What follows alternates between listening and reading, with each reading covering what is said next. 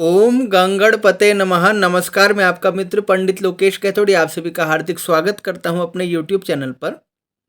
वर्ष 2024 का पहला चंद्र ग्रहण 25 मार्च को लगेगा।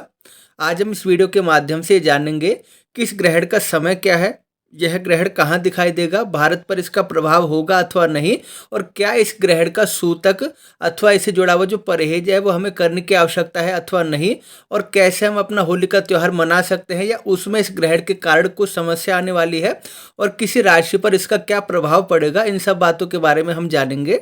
आप अंत तक हमारे साथ बने रहिए, और यदि आप चैनल पर नए हैं और आपने हमारे चैनल को सब्सक्राइब नहीं किया है तो प्लीज़ सब्सक्राइब करके बेल आइकन प्रेस कीजिए ताकि आने वाली भविष्य में सारी नोटिफिकेशन आपको प्राप्त हो सके। और चलिए वीडियो आरंभ करते हैं। 25 मार्च 2024 इस दिन उपछाया चंद्र ग्रहण है।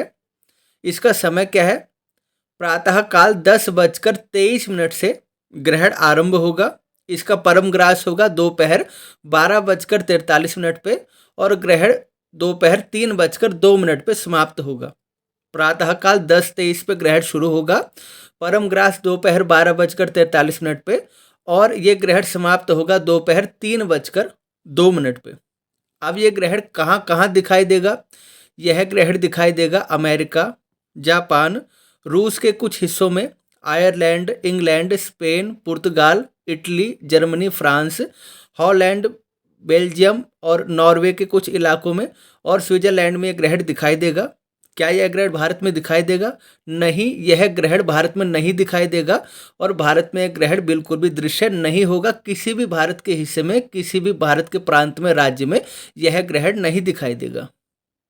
अब हम बात करते हैं चंद्र ग्रहण के सूतक के बारे में। देखिए, चंद्र ग्रहण का जो सूतक होता है वो 9 घंटे पहले आरंभ हो जाता है, लेकिन यह ग्रहण भारत में नहीं दिखाई देगा।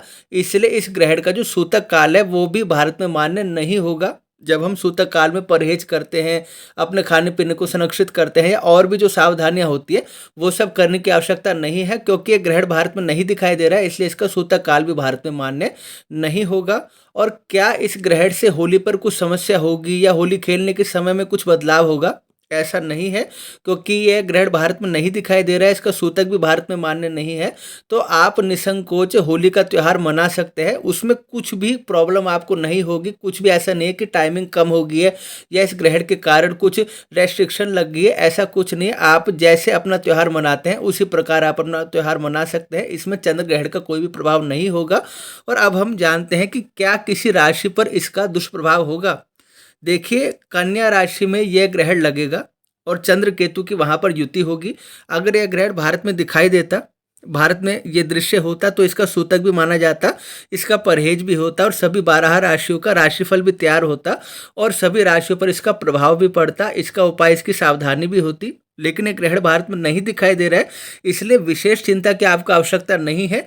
फिर भी चंद्र केतु की जो युति होती है वो कहीं ना कहीं अपने आप में एक ग्रहण योग का निर्माण करती है, और कहीं ना कहीं डिस्टरबेंस को जन्म देती है। इसलिए अगर आपकी कुंडली में चंद्रमा कमजोर है, राहु से पीड़ित है, अथवा केतु के साथ युति में है, या शनि की दृष्टि का प्रभाव है, तो ऐसी स्थिति में आप लोग एक काम कर सकते हैं। आप चंद्रदेव के मंत्रों का जाप कर सकते हैं, भगवान शिव की आराधना आप करिए, आप शिवलिंग का अभिषेक कीजिए, पंचामृत बनाकर भगवान शिव को आप प्रसन्न कीजिए, शिवलिंग का अभिषेक कीजिए, और चंद्रदेव के कवच का आप पाठ कीजिए अथवा श्रवण कीजिए। इससे क्या होगा, ये ग्रहण के कारण आपको नहीं करना है, ये इसलिए करना है क्योंकि आपकी कुंडली में चंद्रमा वीक पोजीशन में है, और भारत में ना सही विदेश में अगर ग्रहण चल रहा है तो उससे कहीं ना कहीं आपके मन में अगर अशांति है, या आपको थोड़ी सी डिस्टरबेंस है, या थोड़ी सी आपको लगता है कि कुछ समस्या मुझे आ रही है, मन में कुछ हलचल आपकी मच रही है, तो उसको शांत करने के लिए ये उपाय आप कर सकते हैं। वैसे देखा जाए तो किसी राशि वाले को घबराने की या चिंता करने की आवश्यकता नहीं है। इसलिए हमने इसका राशिफल तैयार नहीं किया, क्योंकि भारत में ग्रहण नहीं दिखाई दे रहा है। लेकिन फिर भी अगर आपको ऐसा लगता है कि आपको थोड़ी सी डिस्टरबेंस है, तो आप भगवान शिव जी की और चंद्रदेव की आराधना करके, क्योंकि समय जो होता है होली का, उस समय विशेष समय होता है जब हम अपने मानसिक शांति के लिए उपाय कर सकते हैं। तो आप इन उपायों को करेंगे तो वैसे भी आपको शांति की, समृद्धि की, धन धान्य की प्राप्ति होगी। तो आप अपने प्रसन्नता के लिए और अपने चंद्रमा को मजबूत करने के लिए शिव जी की और चंद्रदेव की आराधना कर सकते हैं। बाकी इस ग्रहण से घबराना या किसी भी प्रकार की चिंता करना, परहेज करना, ये सब आपके लिए लागू नहीं होगा। आशा करता हूँ आपकी सारी कन्फ्यूजन दूर होगी और आपको वीडियो पसंद आई। कृपया वीडियो को लाइक करें, शेयर करें, कमेंट करें। और यदि आप चैनल पर नए हैं और आपने सब्सक्राइब नहीं किया है तो प्लीज़ सब्सक्राइब कर लीजिए। पुनः भेंट होगी नए विषय के साथ। तब तक के लिए आप सभी को जय श्री राम।